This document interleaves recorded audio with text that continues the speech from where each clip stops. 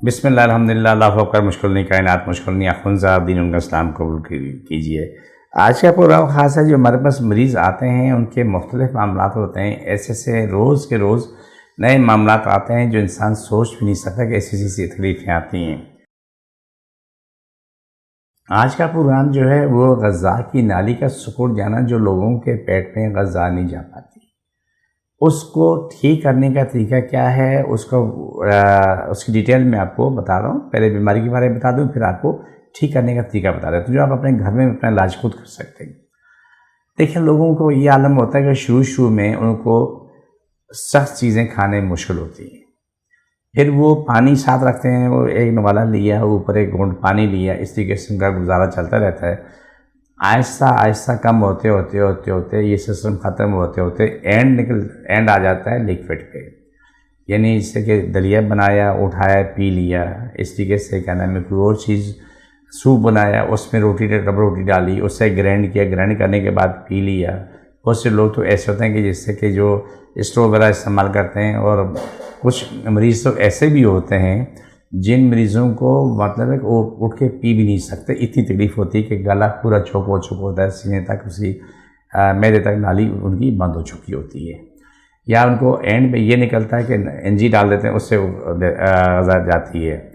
तो उनके लोगों के पास आसान हाल पहले तो ये करते हैं कि वो पाइप ले लेते हैं, छोटा वाला ट्रांसपेरेंट पाइप, उसको लिक्विड बना करके उसमें डाल के, चूँकि मरीज़ बैठने के काबिल नहीं होता, तो एक तरफ से वो बर्तन में डालते हैं, दूसरा उसके वो कहने में स्ट्रो की तरह मुँह में डाल के तो चूसते रहते हैं, खींचते रहते हैं, सक करते रहते हैं। उससे आसानी रहती है कि उनके पेट में ग़ज़ा पहुँचती रहती है।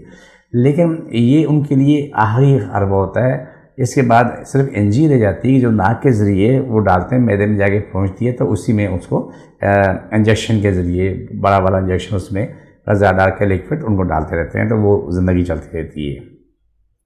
ये चीज़ें तकलीफ़ दें हैं, ये आसान नहीं हैं।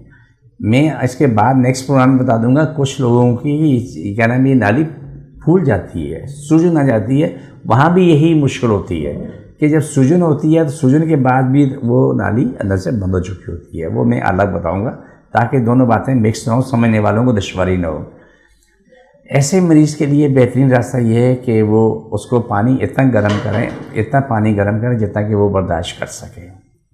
उस पानी में 2 चुटकी गंधक डाल दें, 2 चुटकी फिटी डाल के उसको टप में बैठाएँ, मुंह ऊपर रख के, मगर गर्म पानी से लेके यहाँ से उसकी गले की सीने की सिकाई करें। 10 मिनट से 15 मिनट सिकाई करें। पानी इतना गर्म हो जो वो बर्दाश्त कर सके, इतना गर्म ना हो कि वो जल जाए। 10-15 मिनट के बाद अलग से गर्म पानी डालते ताकि गंधक और फिटकी उतर जाए। उतरने के बाद जब उसको मरीज़ को बाहर निकालें, जो हमारे पास दवाइयाँ होती हैं, अल्हम्दुलिल्लाह सुम्मा अल्हम्दुलिल्लाह, इसकी बेहतरीन दवा हमारे पास मौजूद होती है।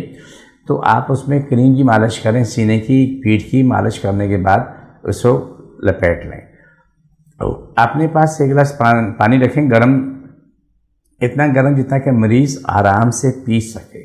उसमें चाय का चमचा शहद मिला लें। अगर शहद ना हो तो पुराने से पुराना गुड़ मिला लें। याद रखो, चीनी से फ़ायदा नहीं होता है, लेकिन अगर जितना पुराना गुड़ कोई देखना भी पसंद ना करे, वो बेहतरीन दुआ है, बेहतरीन दुआ है।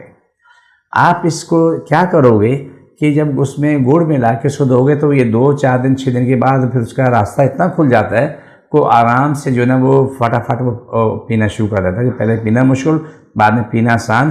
फिर उसके बाद आप डबल रोटी शुरू करें, डबल रोटी के बाद जो है फिर रोटी शुरू करें। इस तरीके से ये मामला लेके चलें तो वो शख्स की, मरीज़ की ये जो खाने की नाली ये खुल जाती है। क्योंकि मुश्किलात ये होती हैं कि जो भी मेडिसिन इस्तेमाल होती है, जो हमारी खुराक इस्तेमाल होती है, उस सब नकली हैं, इसलिए बड़ी मुश्किलात हर किसी के साथ पेश आ रही है, हर कदम पे आ रही है। तो उसका हल यही निकल रहा है। तो आप गर्म पानी की सिकाई करें, मालिश करें, दवाइयाँ खिलाएं, जो हमारे पास जड़ी बूटियाँ होती हैं इसी काम के लिए होती हैं, उन्हें दें। हमारा एड्रेस में बता देता हूँ, मैं कराची बैठता हूँ, बादराबाद 4 मीनार, चुरंगी 7 सैलानी वाले।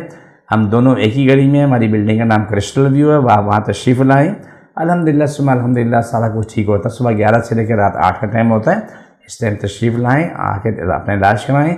इतवार सुबह 10 से 2 का टाइम होता है, और आके अपना इलाज करें, अल्लाह खैर करता है। आप भी देखेंगे इस मरीज़ के लिए एक हाथ गले पे रखें, एक सीने पे रखें। इस तरीके से हाथ रखने के बाद जब मैं ये भी काट करूँ तो आपने बोलना कि या अल्लाह जितनी तकलीफ़ परेशानी है, मुश्किलें ख़त्म कर, शिफा दे, मुकम्मल शिफा दे, ये सब के लिए। जिसको जहाँ तकलीफ है वहाँ रखें। बिस्मिल्लाहिर्रहमानिर्रहीम, सल्लल्लाहु अलैहि वसल्लम। अल्लाह सबको शिफा दे, मुकम्मल शिफा दे, आमीन सुम्मा आमीन या रहमतुल आलमीन।